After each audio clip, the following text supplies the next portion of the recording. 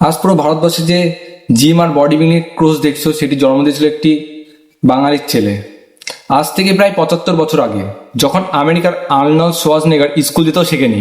আজকের দিনে যখন পাঞ্জাব হারিয়ানা বডি বিল্ডিং এর জন্য সেরা মনে করে, তারা আসলে ইতিহাসটা জানে না। 1951 সালে প্রথম লন্ডনে গিয়ে এশিয়া হিসাবে যিনি মিস্টার ইউনিভার্স হয়ে বিশ্বজয় করেছিলেন, তিনি ছিল বাংলার মনতোষ রায়।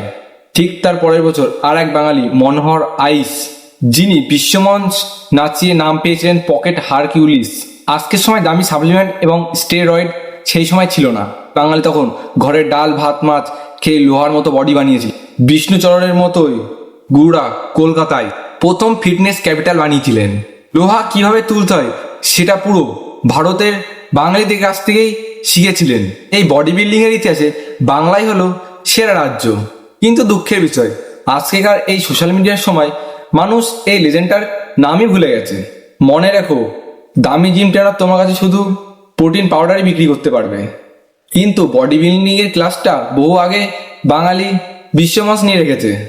যদি তুমি একজন গর্বিত বাঙালি হও, তাহলে কমেন্টে লিখতে ভুলো না, আমি গর্বিত, আমি বাঙালি।